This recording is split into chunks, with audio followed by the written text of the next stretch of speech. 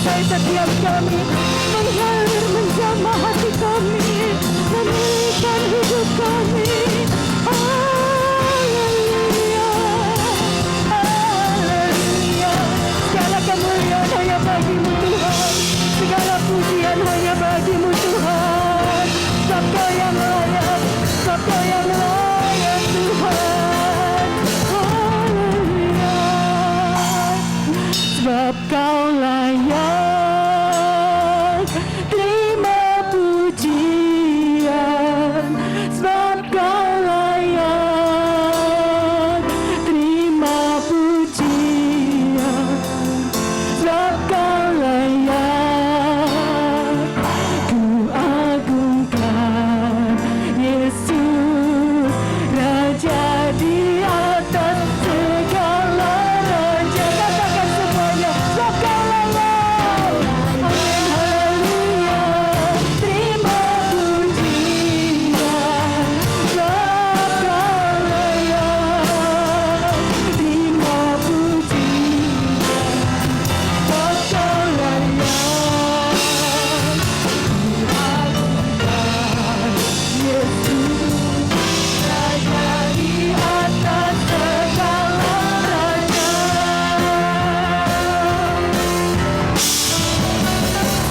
Sebab Kau layak terima pujian, sebab Kau layak terima pujian, sebab Kau layak ku agungkan Yesus, Raja di atas segala raja. Sebab Kau layak terima pujian, amin. Siapa yang layak dipuji Tuhan, siapa yang layak terima kemuliaan Tuhan. Haleluya, haleluya. Diagungkan Yesus, Raja di atas segala raja. Raja, Raja di atas segala raja. Raja di atas segala raja. Raja di atas segala raja. Segala kemuliaan bagi-Mu Tuhan di tempat yang maha tinggi. Kau Allah yang kami sembah, Allah yang maha besar, Allah yang maha mulia. Tapi juga Engkau yang duduk bersama-sama dengan kami di tempat ini Tuhan. Kami mengucap syukur Tuhan, pada saat ini Engkau masih berikan kami kesempatan untuk bersama-sama berhimpun memuji memuliakan nama-Mu. Penuhi kami dengan kuasa-Mu, penuhi kami dengan Roh-Mu yang kudus Tuhan. Dan kami percaya Tuhan, pemulihan demi pemulihan, mujizat demi mujizat boleh terjadi dalam kehidupan kami.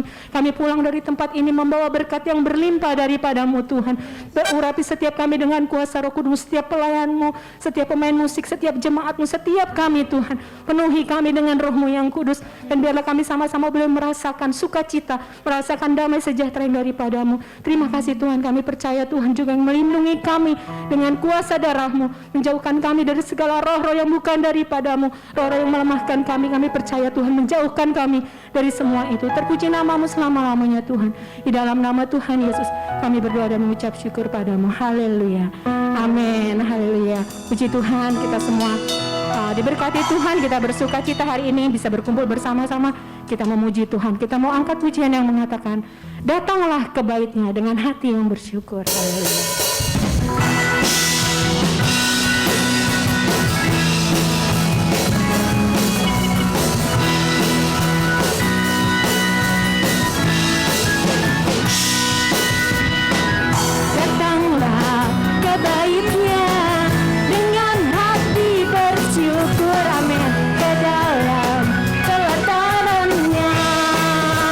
Dengan hati bersuka rasakan dan lihatlah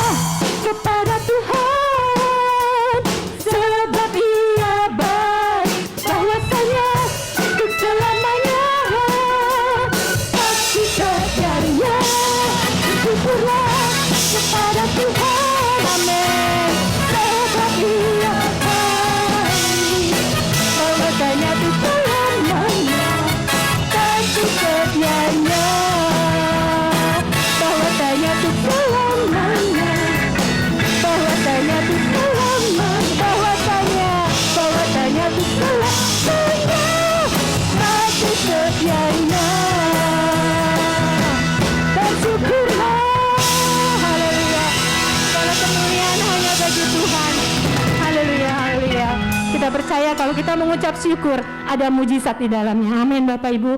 Haleluya, kita sebentar akan mendengarkan firman Tuhan. Kita mau siapkan hati kita angkat pujian yang mengatakan, terlalu besar kasih-Mu Bapa. Haleluya. Kita mau ingat pengorbanan Tuhan di kayu salib buat setiap kita. Darahnya yang tercurah buat setiap kita, yang menyelamatkan setiap kita. Oleh sebab itu mari kita angkat pujian ini dengan penuh rasa syukur kepada Tuhan. Terlalu besar kasih-Mu Bapa buat setiap kami. Haleluya.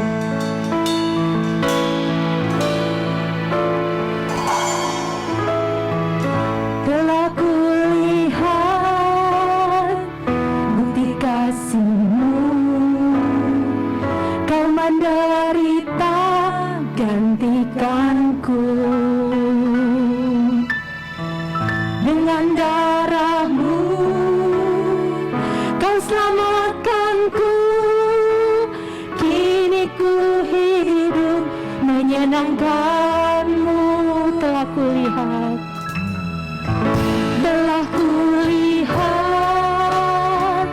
bukti kasih-Mu. Amin. Kau menderita gantikanku. Dengan darah-Mu Tuhan, dengan darah-Mu Kau selamatkanku. Kini ku hidup menyenangkan-Mu.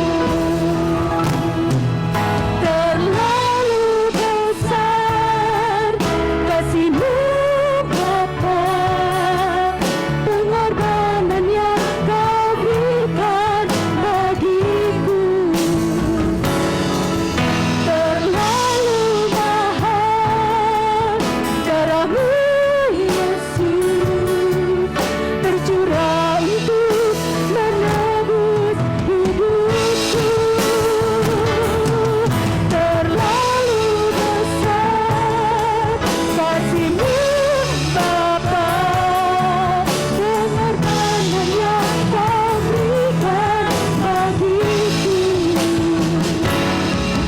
Terlalu mahal darah-Mu Yesus, tercurah untuk menebus hidupku. Bersama-sama kita katakan, telah kulihat bukti kasih-Mu Tuhan. Telah kulihat bukti kasih-Mu, Kau menderita gantikanku. Dengan darah-Mu Tuhan, dengan darah-Mu Kau selamatkanku. Kini ku hidup menyenangkan-Mu. Semuanya katakan, terlalu besar, terlalu besar kasih-Mu Bapa, pengorbanan yang Kau berikan bagiku. Terlalu mahal darah-Mu Yesus, tercurah untuk menebus hidupku. Terlalu besar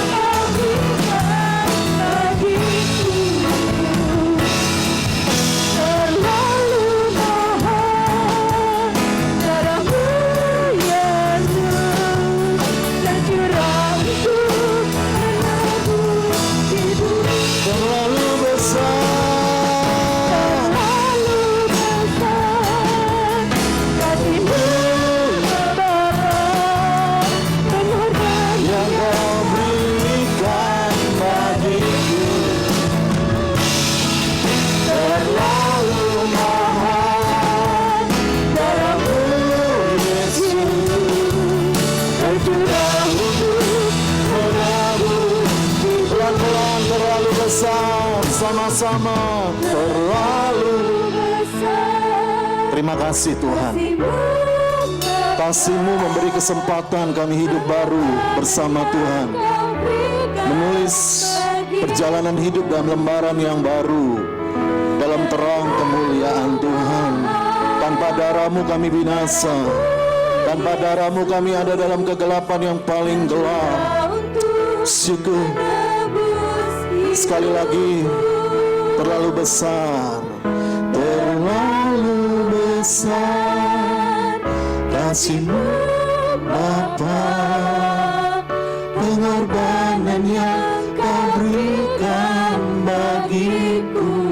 Mengalir roh-Mu terlalu mahal, darah-Mu Yesus tercurah untuk menebus, tercurah menebus, tercurah untuk menebus, tercurah Tuhan, tercurah untuk menebus hidupku.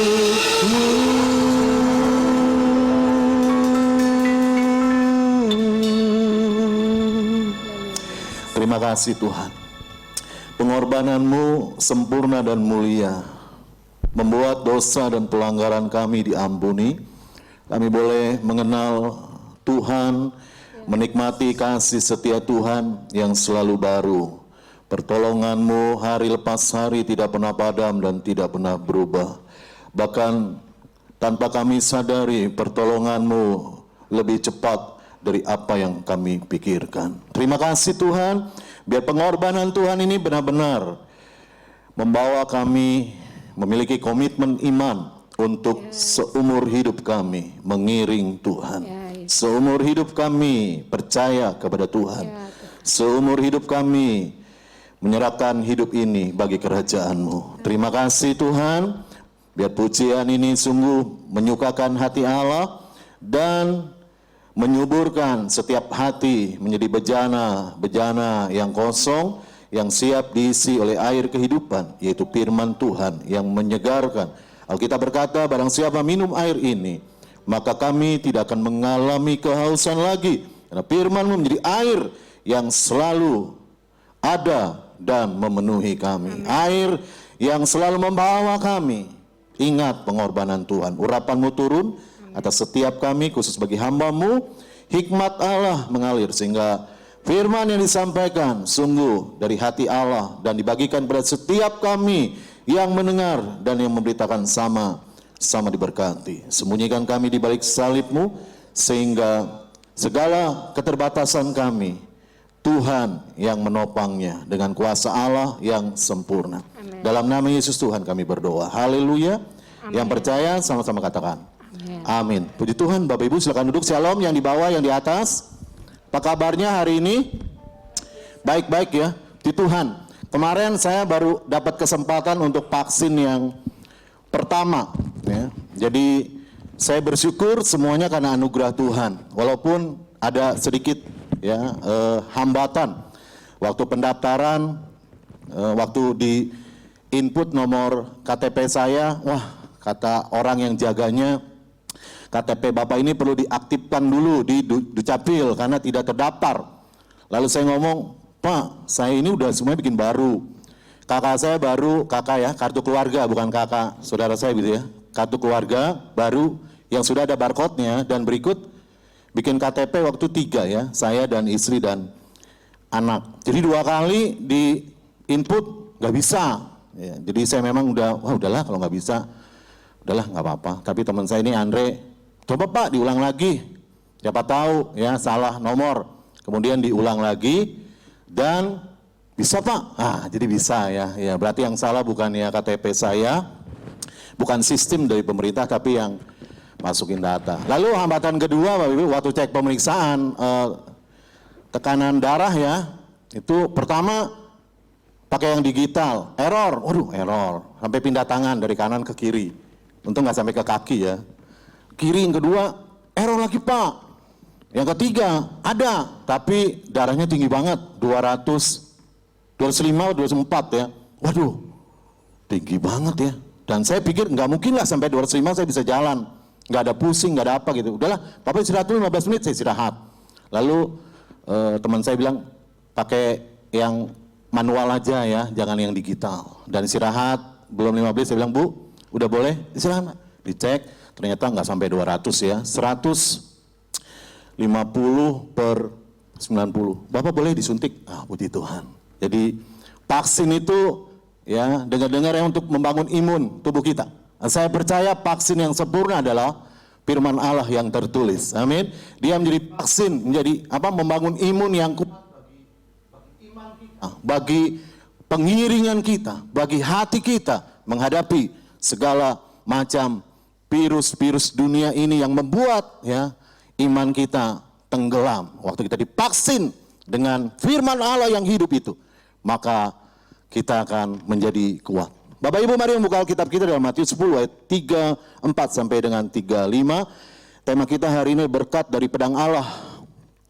Matius 10 ayat 34 sampai dengan 35. Saya akan bacakan bagi kita dua ayat ini. Kita akan menyimak dengan sungguh. Demikian firman Tuhan.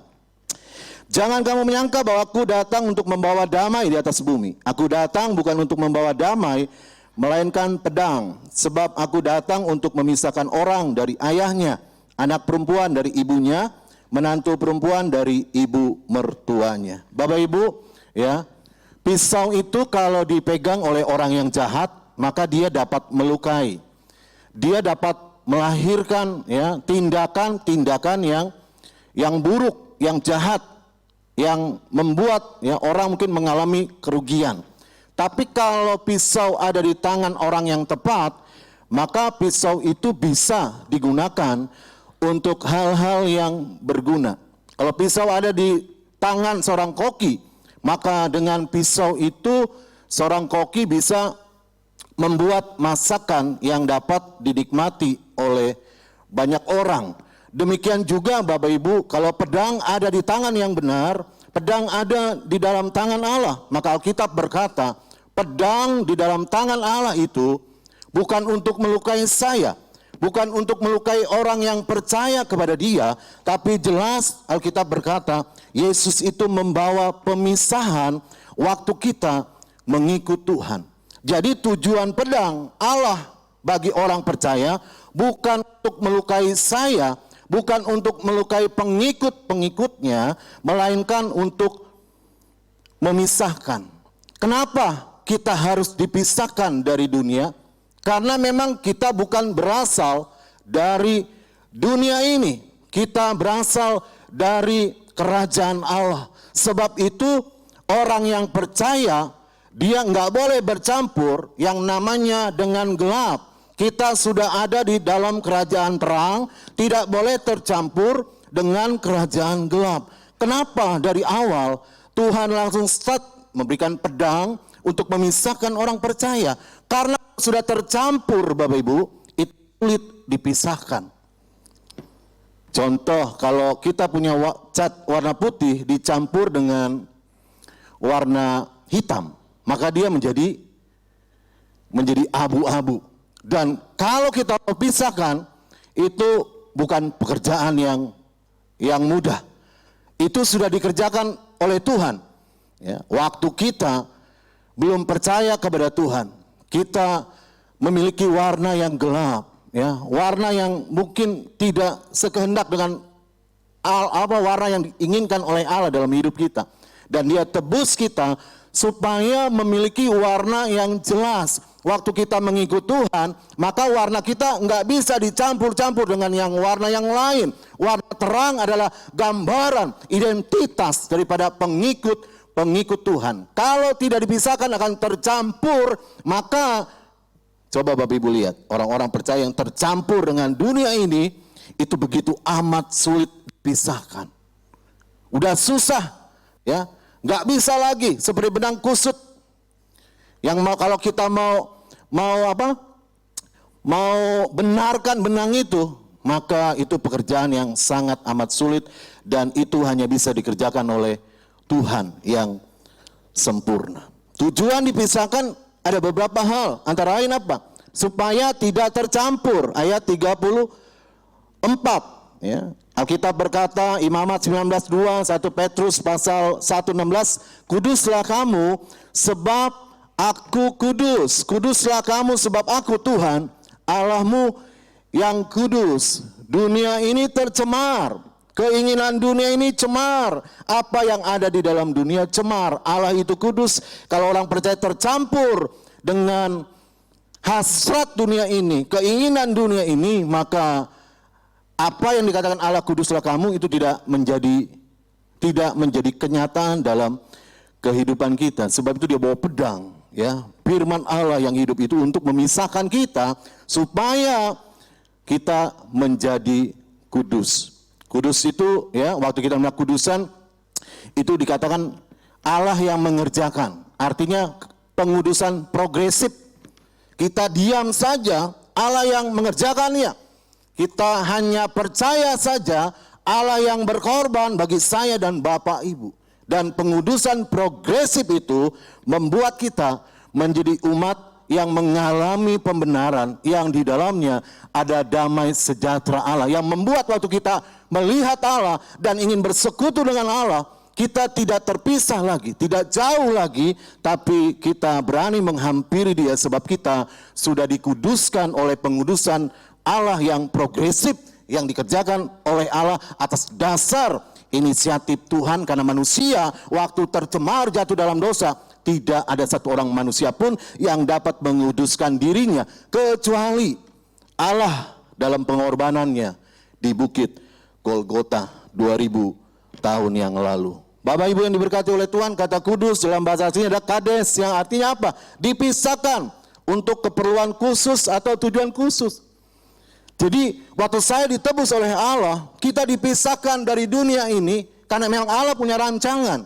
Allah punya tujuan supaya apa? Kita dipakai untuk keperluan khusus bagi Allah dalam rumahnya. Punya tujuan khusus untuk apa? Untuk menyenangkan hati Tuhan, untuk memuliakan Tuhan, untuk menyembah Tuhan. Dulu waktu kita belum ditebus sama Tuhan, kita nggak ngerti bahwa kita hidup ini mau dipakai oleh Allah untuk keperluan khusus. Kenapa keperluan khusus? Karena nggak semua orang terima pengudusan Allah. Bagi orang-orang yang membuka hati, percaya, maka pengudusan progresif itu terjadi bagi orang itu. Dan waktu itulah tujuan khusus Allah ditetapkan bagi orang itu. Berbeda, tidak sama lagi dengan dunia ini. Tujuannya bukan untuk masuk dalam kesenangan dunia, tapi tujuan khususnya adalah untuk berjumpa dengan Bapa di sorga dan melayani Dia. Kalau kita lihat dalam perjanjian lama, Keluaran 13:2, itu sebelum orang-orang Lewi dipilih sama Tuhan, maka anak-anak sulung juga dipisahkan, dikhususkan. Untuk apa? Untuk melayani Tuhan. Ya, jadi anak-anak yang pertama itu, kalau Bapak Ibu baca Keluaran 13 ayat 2, kalau bisa ditampilkan ayatnya bisa enggak? Keluaran 13 ayat 2. Ya, Keluaran 13 ayat 2. Ini sebelum orang-orang Lewi hadir, belum memilih orang Lewi. Nah, kuduskanlah bagiku, artinya dipisahkan ya, dikuduskan itu dipisahkan tadi, kades. Semua anak sulung, semua yang lahir terdahulu dari kandungan pada orang Israel, baik pada manusia maupun pada hewan, akulah yang ampunya mereka. Jadi dalam perjanjian lama ya, itu dimulai dari apa? Pemisahan anak-anak sulung, dipisah. Tujuan khusus mereka untuk melayani Allah. Jadi memang ini udah dari awal ya, program Allah ini, kekudusan ini. Anak-anak yang baru lahir, sama seperti yang saya bawakan tentang Nasarhana dipersembahkan kepada Tuhan, maka Samuel itu menjadi anak sulung yang dikuduskan, yang melakukan tujuan khusus bagi Allah. Dan kalau kita baca kisah Hana, maka Hana begitu mempersembahkan Samuel, maka dia punya anak keturunan yang kedua dan ketiga kalau tidak salah ya. Tapi yang sulung ini, Samuel, dipersembahkan bagi Tuhan untuk keperluan khusus. Dipilih, dikhususkan. Bapak, Ibu, dan saya bukan kebetulan ada dalam baitnya. Kita dipisahkan dari dunia ini untuk apa? Untuk dikuduskan. Diambil hidup kita, ya. Dipanggil hidup kita untuk mempersembahkan sesuatu yang khusus bagi Tuhan. Dengan tujuan yang khusus, yaitu memuliakan nama Tuhan. Dalam Keluaran 28:41 berlanjut Harun dan anak-anaknya juga dikhususkan untuk pelayanan imamat, pelayanan imam, pelayanan yang menyangkut berkaitan dengan ibadah dalam bait Allah. Dan saya percaya Bapak Ibu, orang percaya siapapun dia orangnya, yang percaya juga dipisahkan supaya hidupnya bukan untuk kerajaan dunia tetapi untuk kerajaan Allah. Matius 6 ayat 33 berkata, carilah dahulu kerajaan Allah dan kebenarannya, maka semuanya itu akan ditambahkan kepadamu. Jadi waktu kita dipanggil, ya, dikuduskan, ini tujuan khususnya, mencari kerajaan Allah dan kebenarannya. Kita diberikan potensi, kemampuan untuk mencari kerajaan Allah. Kenapa? Karena roh kita, ya, sudah dipulihkan oleh Tuhan. Kalau roh kita belum dipulihkan oleh Tuhan, kita belum dikuduskan, maka kita nggak punya potensi untuk mencari kerajaan Allah. Kita nggak bakal ketemu yang namanya kerajaan Allah. Tapi waktu saya dan Bapak Ibu dikuduskan, ya, dikhususkan dengan tujuan khusus bagi Allah, maka roh kita dipulihkan, dan waktu kita mencari kerajaan Allah, ya, kita sudah diberi kemampuan untuk menemukan dan menikmati dan mengalami pengalaman dalam kerajaan Allah. Bapak Ibu yang diberkati oleh Tuhan, tercampur dengan keinginan dunia, orang percaya pasti akan kehilangan kasih Bapa. Akibatnya apa? Rohani menjadi kering. 1 Yohanes 2 ayat 15 bisa ditampilkan ayat ini. Ya, kalau kita baca ayat ini dalam 1 Yohanes pasal 2 ayat 15. Kalau saya dan Bapak Ibu tercampur dengan dunia ini, dengan hasrat dan keinginan dua yang begitu besar, bergelora, ada dalam kehidupan kita, maka kasih Bapa itu akan meninggalkan kita. Alkitab berkata begini, janganlah kamu mengasihi dunia dan apa yang ada di dalamnya. Jikalau orang percaya, orang mengasihi dunia, maka kasih akan Bapa tidak ada di dalam orang itu. Nggak ada. Akibatnya apa? Kekeringan rohani. Rohaninya kering. Sekalipun Tuhan baik, dia nggak bisa merasakan kebaikan Tuhan. Sekalipun dia baik, Tuhan itu baik, dia nggak bisa bahwa ini kebaikan Tuhan. Kenapa? Karena rohaninya kering. Nggak bisa jadi orang setia, nggak bisa dipaksain jadi setia mengikut Tuhan sampai akhir. Tidak bisa. Kenapa? Karena kasih Bapa nggak ada dalam diri orang itu. Tapi kalau kasih Bapa ada dalam diri kita, maka kita akan ingat pengorbanan Bapa yang sempurna, mulia bagi kita, kerjakan dengan cuma-cuma, dengan kasih-Nya yang ajaib. Supaya apa? Supaya kita mengalami pemulihan, dikuduskan dan dipisahkan dari dunia ini, dan menjadi anak-anak yang mengikut langkah-langkah yang ditinggalkan oleh Bapaknya. Sehingga ada orang Kristen yang ya KTP-nya Kristen, kalau disuruh ibadah itu telinganya merasa asing, hatinya itu menolak, langkahnya berat untuk datang ibadah. Jangan heran, banyak nggak? Banyak. Atau ada yang beribadah karena mau tamasya dalam gereja. Sebab gereja itu udah kayak seperti mall, Bapak Ibu, ya. Dan orang kecanduan, ya, kalau ke gereja itu mulai spirit mall itu masuk dalam hati orang itu. Sehingga kalau ke gereja yang gak ada AC-nya, dia gak betah. Kalau ke gereja sound system gak enak, gak betah.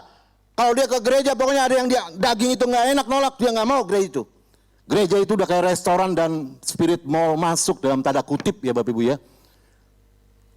Dan kita masuk seolah-olah kita ibadah, tapi kita nggak menikmati kasih Bapa mengalir dalam hidup kita. Kita nggak ingat bahwa pengorbanan Bapa dalam hidup kita. Siapakah aku ini Tuhan, sehingga olehnya Engkau mau menghampiriku dan menebus setiap dosa dan pelanggaranku. Aku yang tidak layak dilayakkan, tidak benar dibenarkan. Aku yang berjalan dalam gelap, Kau panggil aku dan berikan tongkat kebenaran firman Allah untuk Kau berjalan dalam terang Allah. Gak bisa. Karena ke gerejanya cuma mau tamasya. Bapak Ibu yang diberkati oleh Tuhan, waktu kita gereja, kita bukan tamasya, amin. Kita mau berjumpa dengan Bapa, dan kita berkata, orang yang menantikan Tuhan akan mendapat kekuatan yang baru. Yang bagaimana? Yang bukan tamasya kalau ibadah, tapi mau nantikan Tuhan. Mau nungguin Tuhan. Mau nungguin Tuhan jamah hidupnya. Mau nungguin Tuhan lawat hidupnya. Mau nungguin Tuhan berkati hidupnya. Mau tungguin Tuhan kirim mujizat dalam hidupnya.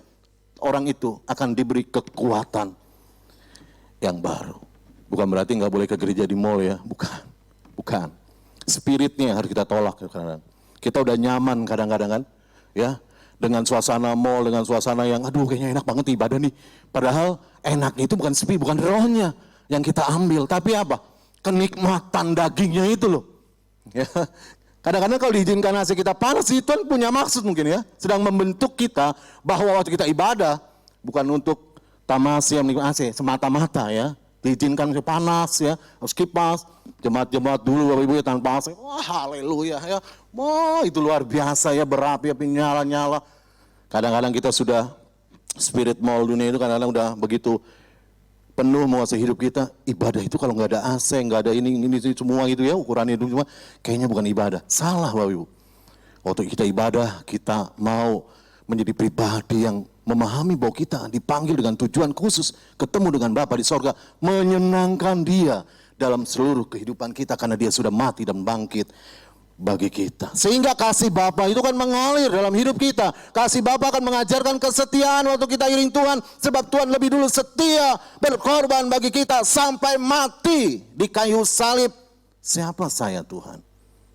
Sampai Dia mati. Waktu Tuhan menyatakan pertolongan yang kecil, sekalipun kita percaya itu bukan kebetulan, tapi Tuhan yang tolong kita. Kemarin malam saya pergi sama teman saya Andre ini ya. Di tol itu bannya tiba-tiba kempes, gitu. Untung nggak kenceng, karena kalau bawa saya, samping saya selalu bilang, jangan ngebut ya kalau bawa saya, karena saya nggak suka ngebut, dia bilang. Jadi kalau ngebut saya bilang, pelanin. Selalu saya, ya, kalau mau sama Adi juga kalau ngebut saya bilang, ingat anak sama istri. Ngapain sih ngelewatin 2 mobil cuman berapa detik, berapa menit, resikonya nggak terukur kan, dah pelan-pelan. Nah begitu lagi pelan di jalan tol kapuk lah saya, bannya kempes. Tapi ya di situ kita melihat kebaikan Tuhan. Waktu kempes kita mapai keluar, ya 1, 2 tukang tambal motor nggak bisa, lalu yang ketiga bisa dan orangnya baik. Dia nggak getok, 30.000 bongkar pasang semua udah beres, kita jalan lagi. Berapa? Udah berapa aja, jarang ya. Tukang bengkel ban, tukang tambal ban tuh yang ngomong gini. Udah berapa aja, ya itu kan hatinya kayak ikhlas gitu ya, nolong lah. Tapi teman-teman, udah 30.000 ya nggak apa-apa. Dia kata, saya pikir ini orang Kristen yang punya kasih Bapa ya, orang Kristen punya kasih Bapa. Jadi kita bisa sampai di rumah dengan selamat. Saya percaya itu bukan kebetulan, Tuhan nolong kita waktu itu. Tuhan menyatakan kasih-Nya. Kenapa kita percaya Tuhan yang menolong kita? Karena kita punya kasih Bapa dan segala sesuatu yang kita alami selalu terkait dengan apa yang Tuhan buat, apa yang Bapa kerjakan dalam hidup kita sebagai anak-anaknya. Yang kedua, Bapak Ibu, ayat 35 berkata bahwa Tuhan memisahkan kita supaya apa? Supaya iman mengiring Tuhan itu nggak bisa diwakili, Bapak Ibu. Dipisahkan dari anggota keluarga terdekat dengan harapan orang percaya itu dapat membangun imannya bersama Tuhan sampai menjadi dewasa. Jadi jangan punya pikiran kalau Tuhan pisahkan saya dengan orang tua dari ayahnya, dari ibunya, dari saudaranya, itu jangan pernah berpikir Tuhan itu jahat amat ya. Jadi kalau dipisahkan begini bukan berarti wah kita udah nggak mau ketemu sama orang tua, bukan berarti kita nggak mau ngomong sama orang tua, bukan berarti kita nggak mau ngerawat orang tua, bukan berarti kita nggak mau merhatiin orang tua, bukan itu ya, bukan kita nggak mau tegur sapa saudara kita. Kenapa? Kita berkata katanya kita udah dipisahkan, kita nggak boleh berjumpa lagi dengan saudara kita nggak boleh ketemu lagi dengan orang tua kita, bukan itu. Dipisahkan dari orang terdekat artinya apa? Mengingatkan bahwa iman saya dan iman Bapak Ibu itu nggak bisa diwakili oleh Bapak kita. Nggak bisa diwakili oleh kakak kita yang setia sama Tuhan kalau kita nggak setia. Nggak bisa diwakili oleh adik kita yang taat dan setia dengan kita yang tidak taat dan tidak setia. Kenapa? Karena waktu kita mengiring Tuhan, iman itu adalah urusan pribadi. Kita datang kepada Tuhan. Nggak bisa diwakili oleh istri yang saleh. Nggak bisa diwakili oleh anak yang takut akan Tuhan.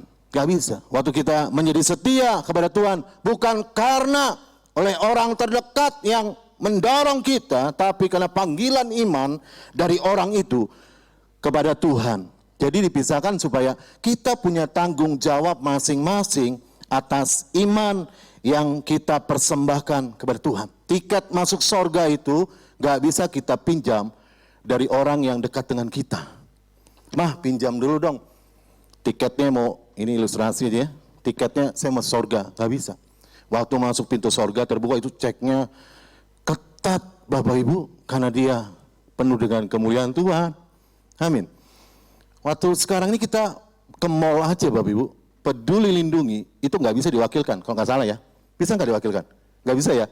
Misalnya istrinya udah vaksin 1-2, dia udah ada kan Peduli Lindungi ya. Itu biasanya kan katanya sih, saya belum pernah ke mall lagi nih.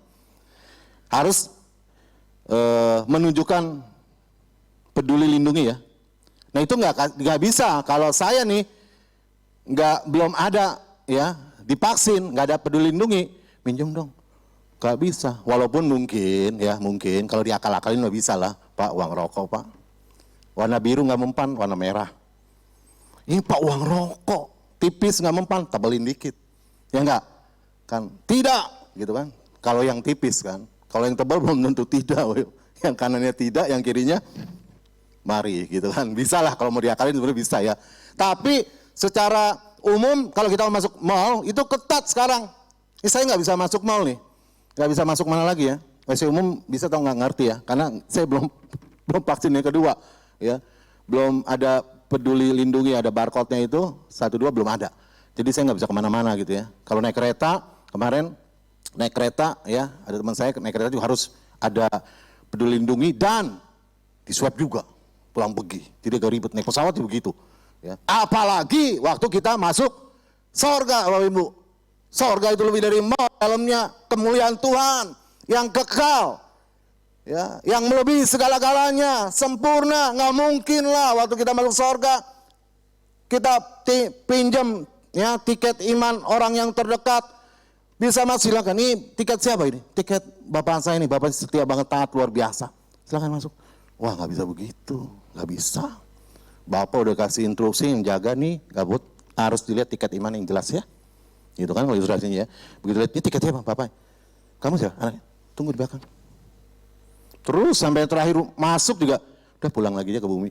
Gak bisa diwakili, karena itu dipisahkan oleh pedang firman Allah supaya kita enggak berharap, enggak menggantungkan, ya enggak menaruh harapan pada orang yang terdekat untuk kita masuk dalam kerajaan sorga. Karena iman berbicara tentang pribadi, enggak bisa diwakili oleh bapak kita, ibu kita, kakak kita, adik kita, istri kita, suami kita, enggak bisa.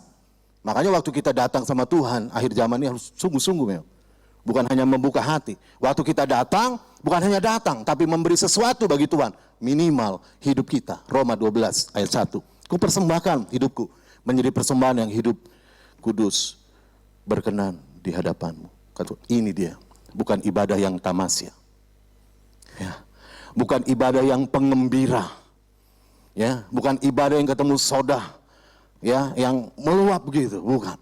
Tapi ibadah dalam rangka membangun iman untuk menjadi lebih dewasa. Saya pernah membawa ciri iman yang dewasa, ya, itu hanya mewakili beberapa kebenaran. Tapi kalau iman orang dewasa itu Korintus berkata, ya, kita bisa menilai sesuatu, tapi nggak bisa dinilai oleh dunia ini. Kenapa? Karena iman kita sudah dewasa.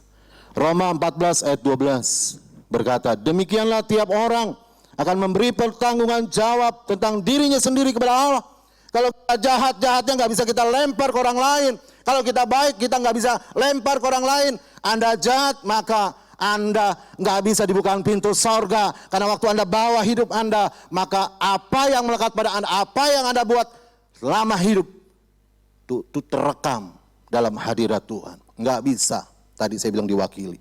Kita memberikan pertanggungan jawab tentang diri kita di hadapan Allah. Jadi memang kesimpulannya harus serius mengikut Tuhan. Bukan karena ikut-ikutan. Ada orang yang mohon maaf lahir dan batin mengikut Tuhan karena sebuah pernikahan. Mau diberkati, ayo dong kok, ikutlah. Yuk, baptis dulu. Ayo katekisasi yuk. KBI mah nggak kayak Katolik. Katolik itu 1 tahun Bapak Ibu. Nggak ikut sekali, gagal. Harus ikut lagi tuh katekisasi pernikahnya. lama ya. Kalau di Betel paling 6 kali, kelar. Ya. Habis dibaptis, katekisasi, udah kan tinggal tahap akhir, diapain? Diberkati kan. Habis diberkati selesai, hilang dari peredaran. Kenapa? Ya karena gak serius mengikut Tuhan itu demi kepentingan sesaat. Padahal ikut Tuhan kita itu kepentingan kerajaan Allah, seumur hidup kita kontrak mati sama Tuhan. Jadi memang benar ya kata Alkitab begini, ke rumah duka itu lebih baik daripada ke rumah pesta. Kenapa? Waktu kita ke rumah duka melihat orang meninggal kita terberkati. Bukan meninggalnya dia syukur lu mati gitu. Enggak. Waktu ngelihat orang meninggal, ini orang bisa setia sampai akhir. Begitu kan ya? Kan kita tahu perjalanan hidup orang pasti sama ngalamin pergumulan. Tapi ini orang bisa sampai ada di peti mati. Ya, sampai akhir hidupnya. Sudah diberkati gak kalau ngelihat orang yang meninggal dalam Tuhan ya? Dalam Tuhan. Makanya Wahyu berkata berbahagia orang yang meninggal dalam Tuhan. Kenapa? Bukan hanya beristirahat. Tetapi Tuhan gak lupakan jerih payah mereka. Waduh kuat banget kita. Karena satu ketika kita udah ngantri sebenarnya masuk ke peti mati. Cuman waktunya yang beda-beda ya. Jamnya beda-beda, dipanggilnya beda-beda. Saya bakal masuk peti mati juga. Tapi waktu kita ke rumah duka, kita bukan melihat makanan, kita bukan melihat minuman, kita bukan melihat baju-baju yang mewah, tapi kita melihat orang yang meninggal dan setia di dalam Tuhan. Dan kita dimotivasi untuk setia sampai akhir apapun yang kita hadapi. Sama seperti yang Tuhan lakukan bagi hidup kita. Yang ketiga Bapak Ibu, dipisahkan itu artinya apa? Kita harus bergantung sama Allah. Bergantung sama Tuhan, mengiring Tuhan. Kamusnya itu nggak bisa kita berharapnya sama manusia, apalagi sama dunia. Kita akan kecewa habis-habisan. Bukan kecewa biasa ya. Waktu kita iring Tuhan, kita berharapnya sama manusia dan sama dunia ini kita akan kecewa berat banget. Sama seperti orang Israel. Konsep mesianis mereka bukan tentang Allah yang menjadi raja dalam kemuliaan, dalam kerajaannya, bukan. Mereka mengharapkan Yesus menjadi raja yang membebaskan mereka dari orang-orang Romawi yang menjajah mereka. Konsepnya bukan konsep kerajaan Allah, bukan bergantung pada Allah, tapi bergantung pada Yesus yang menjadi pribadi manusia, yang membebaskan mereka. Mereka diperintah oleh Yesus sebagai manusia, wah mereka bersorak-sorak. Itu yang membuat mereka menolak Tuhan. Konsep mesianis yang bergantung kepada kemanusiaan Yesus, bukan bergantung pada kealahan Yesus dalam kekekalan. Sehingga mereka tolak Tuhan. Kenapa? Karena Tuhan enggak membebaskan mereka secara lahiriah. Tuhan enggak menjadi raja atas mereka secara manusia. Mereka kecewa akhirnya. Mereka kecewa dan marah dan sungut-sungut. Bergantung pada Allah membuat iman kita bertumbuh. Sekalipun tidak melihat, Alkitab berkata, namun percaya. Iman pada Allah itu tidak memerlukan syarat. Tapi yang dibutuhkan adalah penyerahan. Ibrani 11 ayat 1. Coba kalau kita baca ya ayat ini ya. Ibrani 11 ayat 1 berkata, iman adalah dasar dari segala sesuatu yang kita harapkan. Sorga kita harapkan. Keselamatan, hidup kekal kita harapkan. Dan bukti, nah ini bukti. Bukti itu kan bicara syarat ya. Tapi iman ini berkata begini, bukti dari segala sesuatu yang tidak kita lihat. Jadi iman itu enggak memerlukan syarat. Memerlukan apa? Penyerahan. Sehingga apa yang kita harapkan terjadi. Apa yang kita harapkan? Sorga yang kekal. Pada akhirnya jangan pernah memindahkan, apalagi membuang pedang Allah itu. Yang bukan wujud nyata ada firman yang berfungsi memisahkan kita dari dunia ini. Tuhan udah memagari kita dengan pedang firman Allahnya. Tapi kalau orang percaya memindahkannya, Tuhan gak bisa paksa Bapak Ibu ya. Karena mungkin dia merasa risau, gak nyaman, gak bebas. Sekelilingnya ada pedang yang melindungi hidupnya. Aku pindahin pedang ini, aku lempar ke belakang. Aku menjadi orang yang bebas, tapi bebasnya bebas yang keluar jalur dari kebenaran. Dan gak mungkin jadi umat yang kudus, yang terpisah, yang memiliki tujuan khusus untuk menyembah dan menyenangkan Tuhan. Rencana Allah itu bagi umat pilihannya agar menerangi dunia yang gelap terjadi. Sorga pasti bersorak-sorak. Bagaimana kita menjadi terang dunia kalau kita terpisah dari dunia ini? Menjadi beda warnanya. Kalau sama, nggak mungkin jadi terang. Sebab itu bersyukur selalu kepadanya. Karena pedang di tangan Allah pasti memberkati kita. Amin. Tuhan memberkati. Saya kembalikan kepada Bapak Gembala yang akan memandu kita melakukan perjamuan kudus hari ini. Tuhan berkati.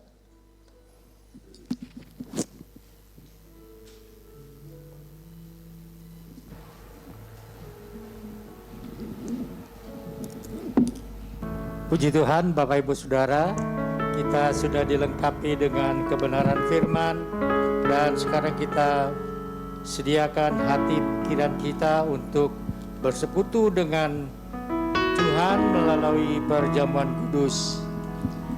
Bapak Ibu Saudara yang kekasih, perjamuan kudus yang kita lakukan memang dilakukan setiap awal bulan, tapi itu tidak berarti kita melakukan suatu kebiasaan. Mengapa demikian? Karena perjamuan kudus ini adalah perintah dari Tuhan Yesus sendiri. Dan perjamuan kudus ini harus kita lakukan dengan iman. Karena kalau kita tidak melakukannya dengan iman, dia tidak berdampak apa-apa. Saudara yang dalam Tuhan, sebab itu saya mau kita semua melakukannya dengan sungguh-sungguh. Tidak mustahil melalui perjamuan kudus ini ada mujizat yang terjadi buat saudara. Kenapa? Karena imanmu itu dianggap memenuhi syarat oleh Tuhan. Saudara yang dalam Tuhan, sebab itulah kita mau melakukannya dengan iman, supaya apapun yang menjadi masalah kita, persoalan kita pada hari-hari terakhir ini, ya, kita lepaskan itu kepada Tuhan, dan melalui perjamuan kudus ini Tuhan menolong kepada kita. Bukan oleh karena roti atau hosti dan anggurnya yang membuat kita tertolong, tetapi iman kita kepada darah Yesus itulah yang membuat kita diselamatkan, yang membuat kita mengalami pertolongan di dalam hidup ini. Bapak Ibu Saudara, kita akan melakukannya. Kita menyanyikan pujian yang tadi, telah kulihat bukti kasih-Mu.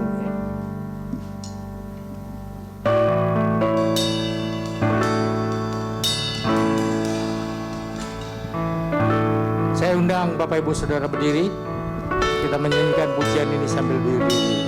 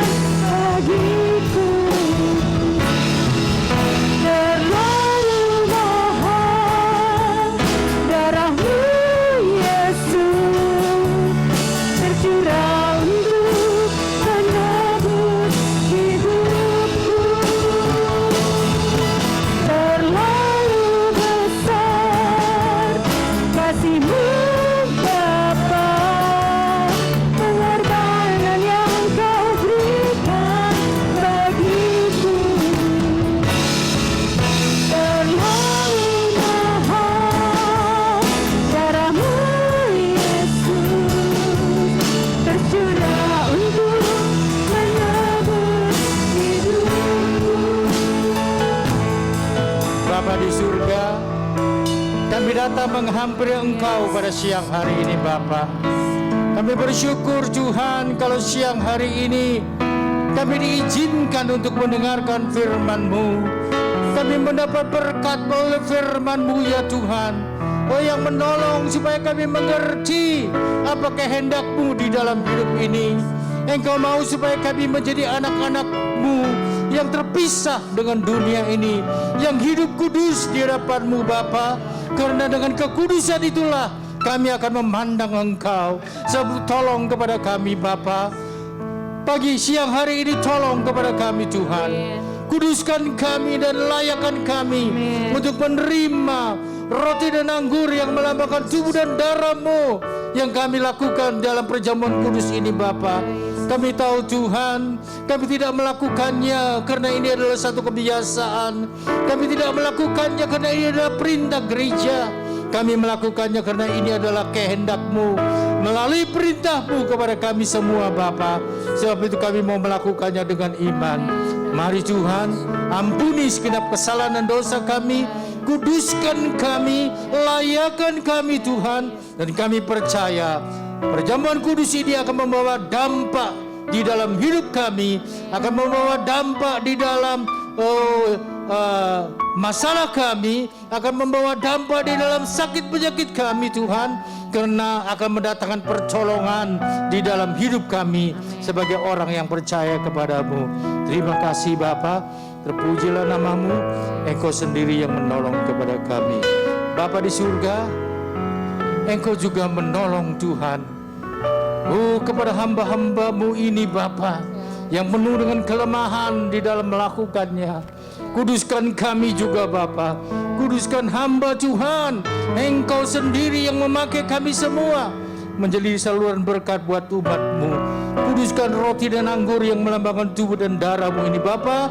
Kami percaya Tuhan, Engkau sudah berkarya buat kami. Dalam nama Yesus kami sudah berdoa. Haleluya. Amin. Ku datang pada salib itu.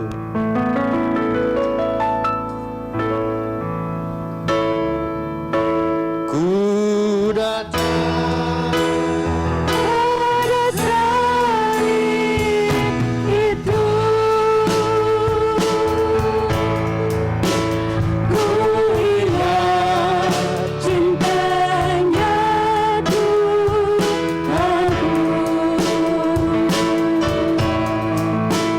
Ya ku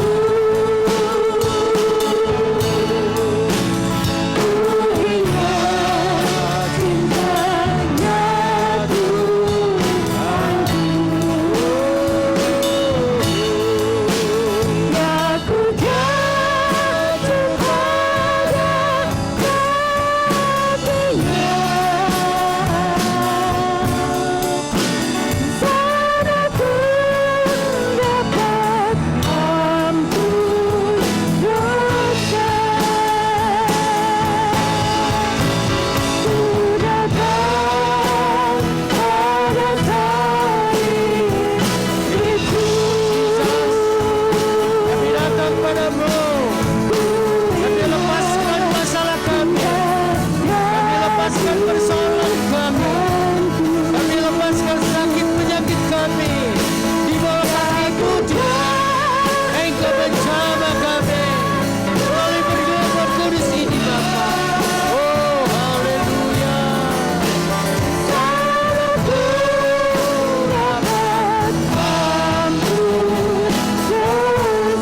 datang pada salib itu.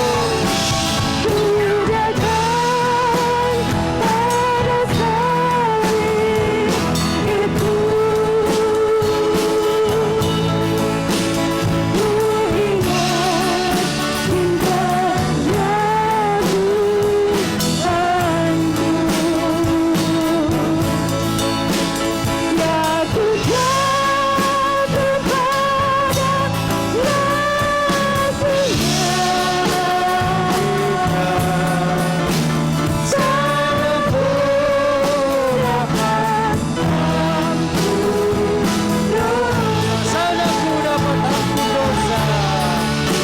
Salahku dapat ampun. Oh salahku dapat ampun dosa. Salahku dapat ampun dosa. Bapak Ibu Saudara yang kekasih, roti dan anggur sudah ada di tangan saudara masing-masing. Sekarang angkat roti di tangan kanan saudara lebih tinggi dari kepala saudara. Pegang cawan minuman itu di tangan kiri saudara dan letakkan pada dada saudara.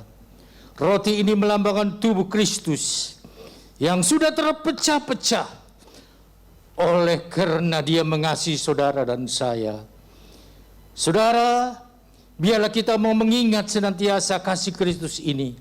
Dia disengsarakan bukan karena dosa yang sudah dilakukannya. Dia disalibkan bukan karena perbuatan yang salah yang sudah dia lakukan di dalam dunia ini. Tetapi dia disalibkan, dia disengsarakan, dia disiksa oleh karena menggantikan saudara dan saya. Seharusnya kitalah yang mengalami hal seperti itu. Seharusnya kitalah yang harus menanggung dosa ini yang membuat kita masuk ke dalam neraka. Tetapi melalui darahnya yang tercurah di Gunung Golgota, saudara dan saya diselamatkan. Melalui bilur-bilurnya, sakit penyakitmu disembuhkan. Karena Dia mengasihi engkau, Dia mengasihi kita semua. Sambut kasih-Nya melalui perjamuan kudus pada siang hari ini. Dengar firman Tuhan. Sebab apa yang telah aku teruskan kepadamu, telah aku terima dari Tuhan, yaitu bahwa Tuhan Yesus pada malam waktu Ia diserahkan mengambil roti, dan sesudah itu Ia mengucap syukur atasnya. Ia memecah-mecahkannya dan berkata, inilah tubuhku yang diserahkan bagi kamu. Perbuatlah ini menjadi peringatan akan daku. Bukankah roti yang kita pecah-pecahkan adalah persekutuan dengan tubuh Kristus? Mari kita makan bersama-sama dalam nama Yesus.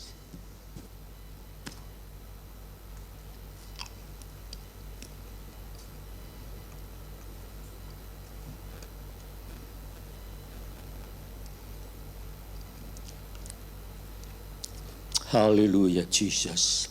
Sekarang pegang cawan minuman di tangan kanan saudara. Kembali angkat lebih tinggi dari kepala saudara. Cawan minuman ini berisi anggur yang melambangkan darah Kristus. Dan melalui darah inilah saudara dan saya diselamatkan. Melalui darah inilah yang membuat iblis lari daripadamu. Darah ini ada di dalam hatiku dan hatimu, yang menunjukkan bahwa kita semua adalah milik Kristus, yang dibela oleh Kristus, yang dikasihi oleh Kristus, yang ditolong oleh Kristus. Sebab itu, mari kita melakukannya dengan iman dan dengarkan kembali firman Tuhan. Demikian juga Ia mengambil cawan sesudah makan lalu berkata, Cawan ini adalah perjanjian baru yang dimeteraikan oleh darahku. Perbuatlah ini setiap kali kamu meminumnya, menjadi peringatan akan daku. Bukankah cawan minuman yang atasnya kita ucapkan syukur adalah persekutuan dengan darah Kristus? Kita akan minum bersama-sama dalam nama Yesus.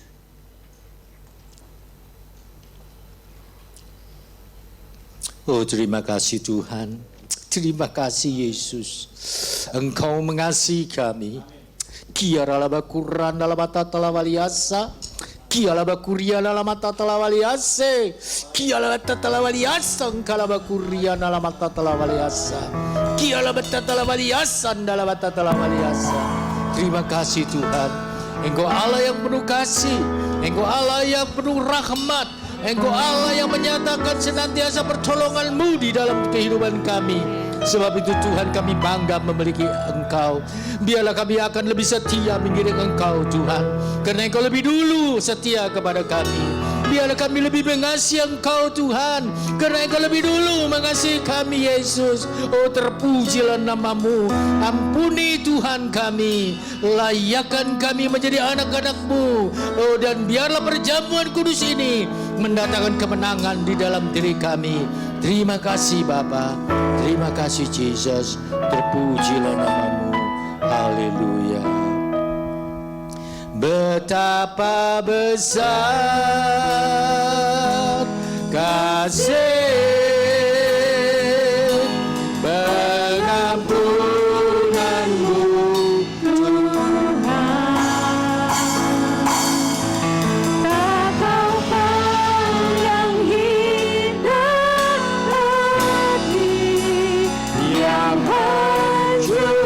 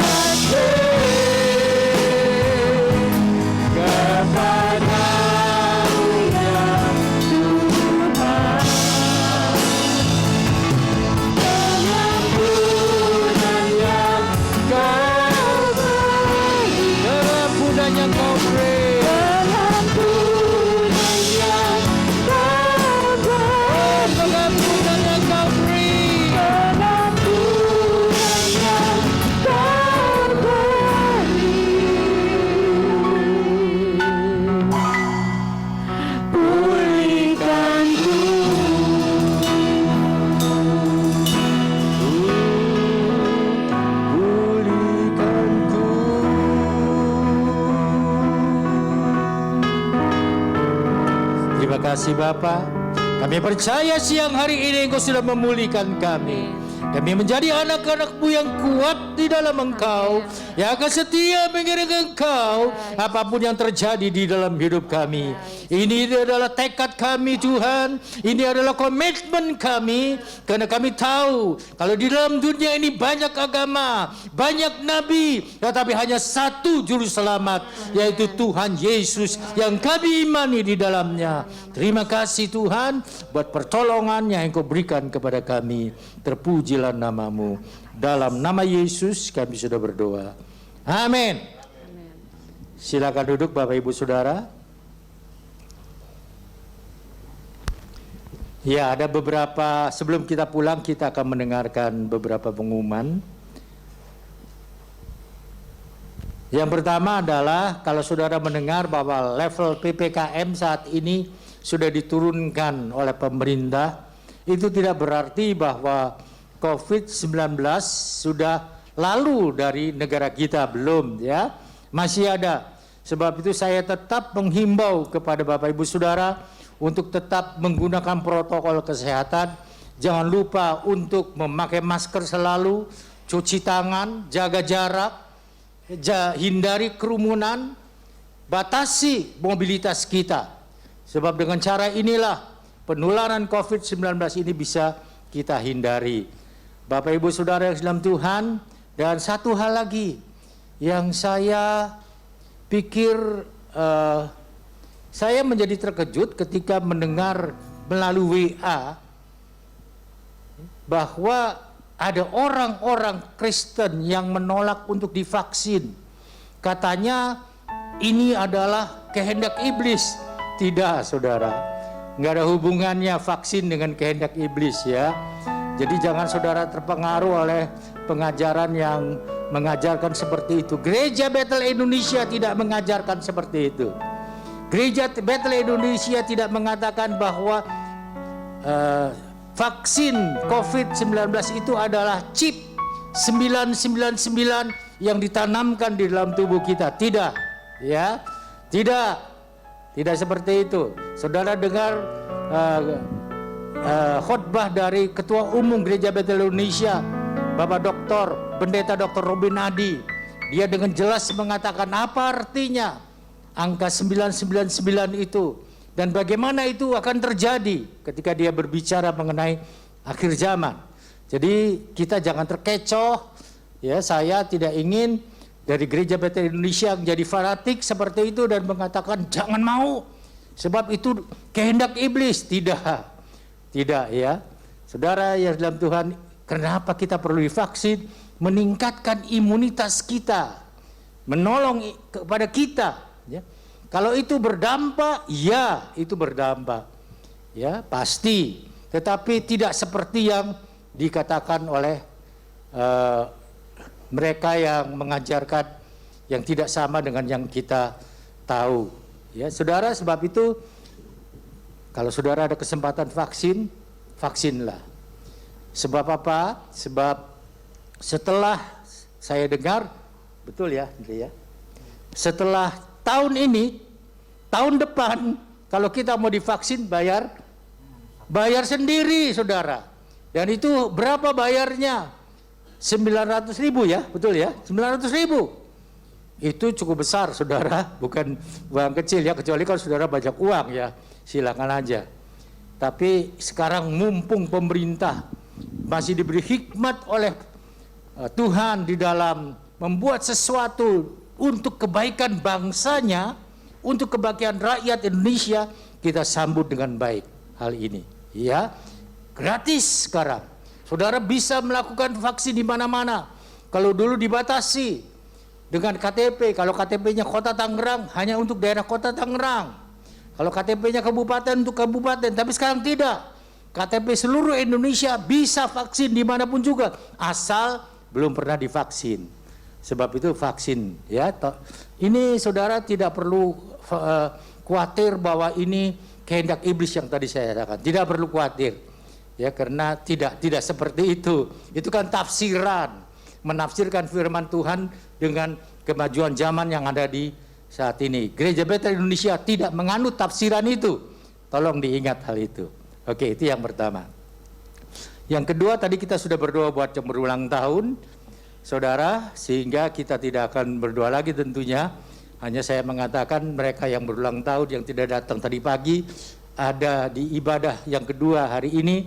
Ya, selamat ulang tahun, Tuhan memberkati dan Tuhan tetap memberi kesehatan, kekuatan, iman kepada saudara untuk tetap mengiring dia. Sekarang kita akan berdoa buat mereka yang perlu dukungan doa. Saudara tolong diangkat tangannya. Ya, Ibu Yanli ya. Ibu Yanli, Pak Kimchi. Ada lagi yang lain? Di atas? Tidak ada. Baik, kita akan berdoa buat saudara-saudara kita ini yang tadi saya sebutkan. Percaya di dalam doa itu besar kuasanya. Karena melalui doalah kita ditolong oleh Tuhan.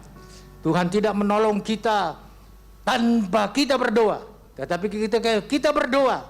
Karena ketika kita berdoa berarti kita memohon belas kasihan Tuhan. Ketika kita berdoa dengan iman kita percaya janji Tuhan itu pasti digenapi. Sebab itu lakukan dengan sungguh-sungguh ketika kita berdoa. Dukung saudara-saudara kita ini di dalam doa dan lihat mujizatnya terjadi buat kita, anak-anaknya, orang yang percaya kepadanya. Kita sama-sama berdiri, kita mengakhiri ibadah kita menyanyikan pujian yang mengatakan, kami memuji kebesaran-Mu, ajaib Tuhan, ajaib Tuhan.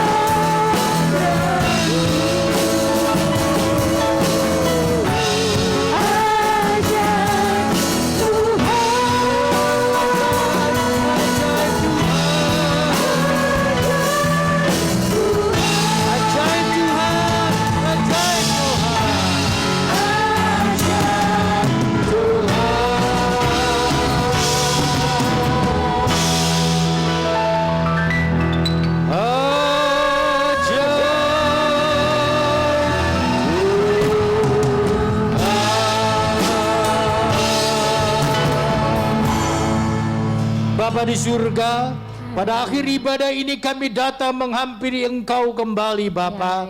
Kami bangga memiliki Allah seperti Engkau.